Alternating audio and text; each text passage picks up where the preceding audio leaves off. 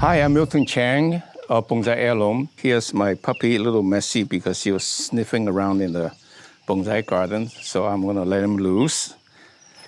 We have two main topics in the Q&A. One is on tools and pots and stuff, and then one is on caring, including timing and temperature, how to work on your trees. Before I start, I thought I'd ask you to send me your comments about why you do bonsai, in a sense, what good does bonsai do for you, to share with the rest of the community. I think that would be very constructive. So the question on tools and pots are recurring. If you ask me today what kind of essential tools I need, and I tell you a few that I found on Timo especially, it's really, really nice. So this is the tool I use the most, and people ask me, where do I get this one, and is it any good? Because it is really very good. I tried many, many other ones, and then I settled on this one.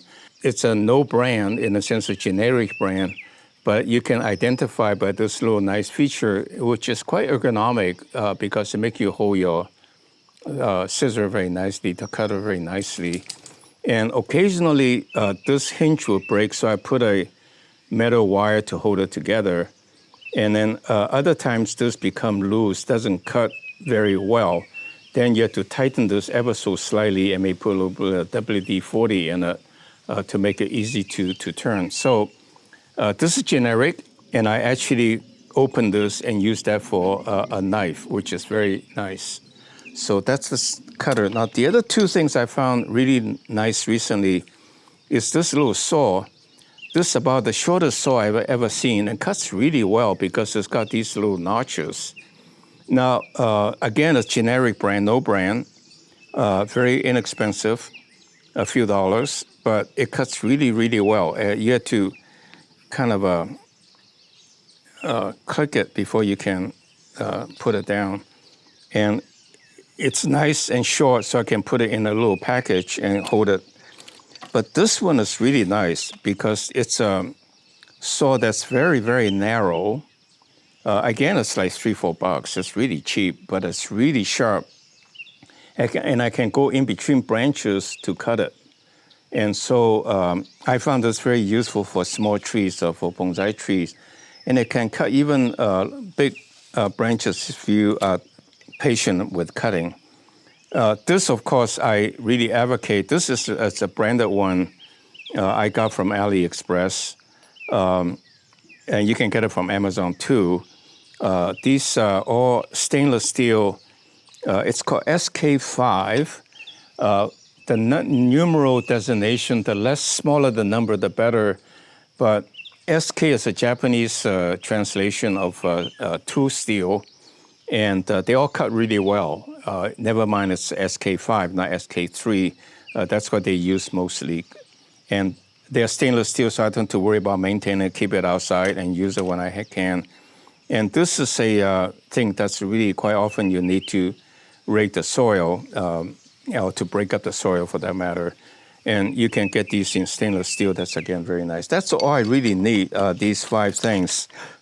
Occasionally, when I want to cut a thick branch like roots and stuff, I use reciprocal saw, and there are a lot of American brands that are really, really nice. So, okay, that's all on tools.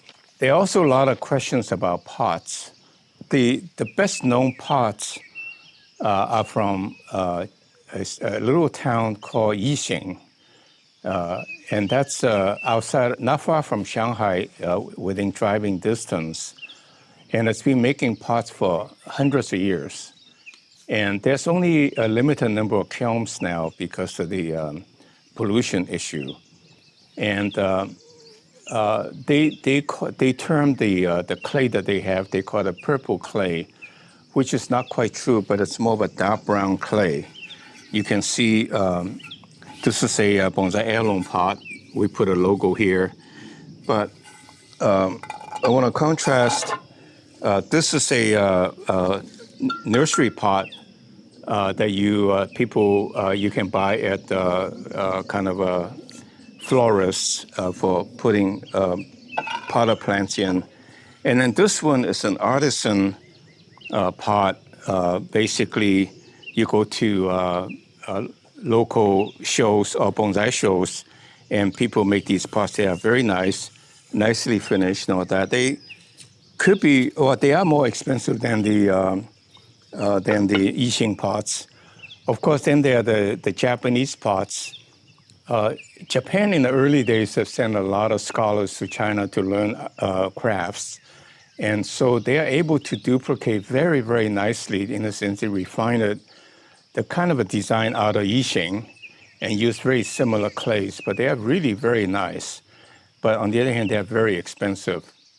And like everything you buy from China, because China is a very large country, there are things that are really well made and they are really poor made for the populace.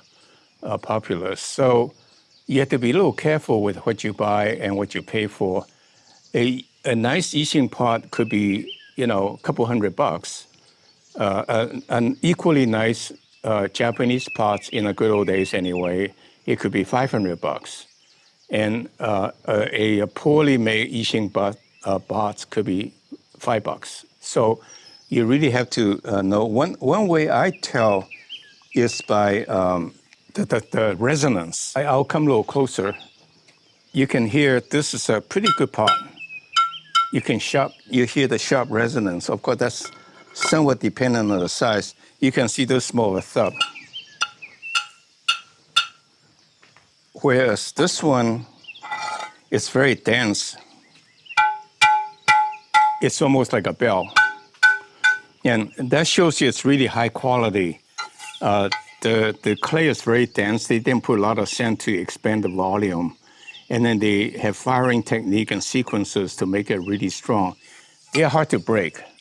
Whereas these florist pots are very easy to crack. You can just touch the side of a table and it will break. And these, if it's done right, this is a high quality one, it's very good. But you can buy poor quality ones that looks really nice, but they break. So you have to be a little careful. So I think that's all you need to know about pots. Then you try to have different design, different sizes around. When you have a tree ready, you can then fit to see which ones suits you the best. In the winter months, I would do quite a number of repotting, basically to show you a bonsai, what it looks like now, but after you reorient it and retrain it, how much better it will look. And that's the patient process you go through so that your tree gets better and better, improve over time. And that's really the beauty of bonsai. It's a living art. You can make improvements continuously. Okay, then there's several questions about caring and the details about bonsai. One was that would it be beneficial to leaf feed or foliage feed my bonsai? And foliage feed means you spray fertilizer on the foliage, and the theory is the foliage will absorb, which it does, and to grow the tree. And I think that may be a good way to increase the ramification. But I feel it's a little bit gilding the lily because the amount that the leaf can take up compared to what you can put on the roots, the difference is probably small. So I would rather spend time clipping and pinching the tree rather than leaf foliage feeding the tree. The other question is like you keep using the word like jin and so forth.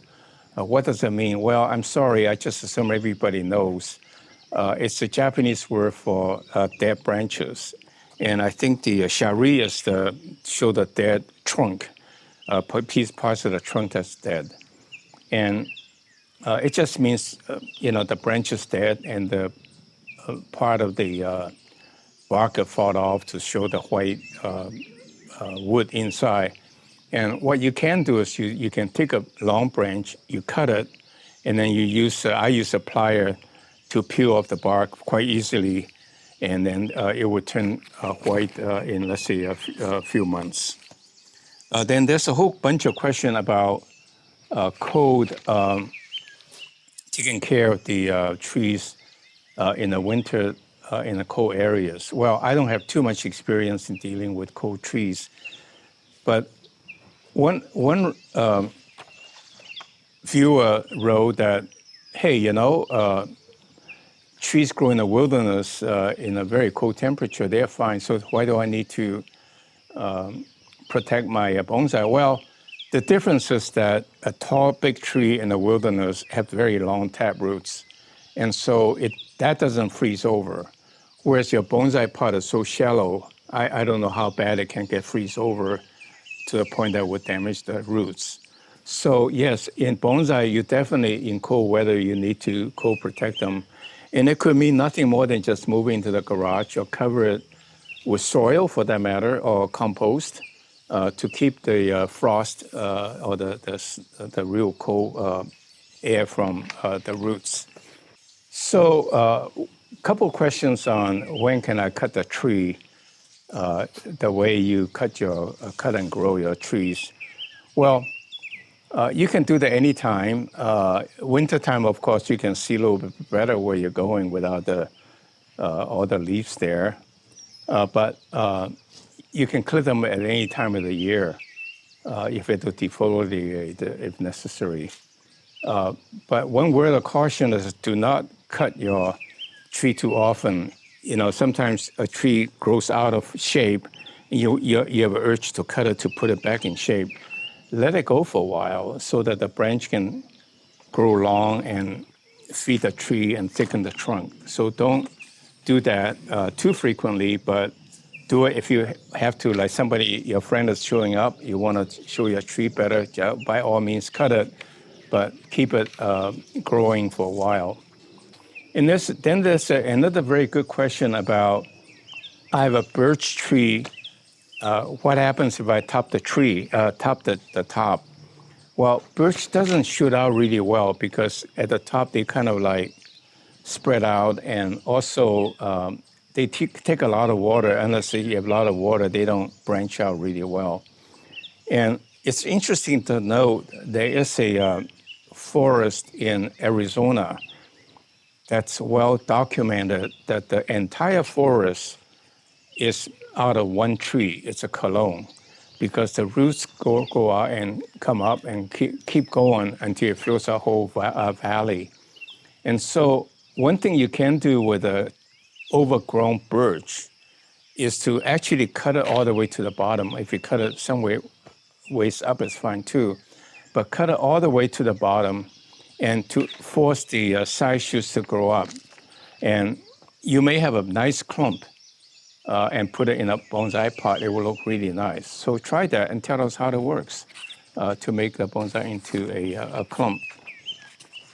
The next question is, how do I make a bougainvillea into a bonsai? Because they saw in my video, I have a bougainvillea vine. Well, you can make very nice bonsai out of bougainvillea. In fact, I think you can grow them from cuttings relatively easily, even big branches for cuttings.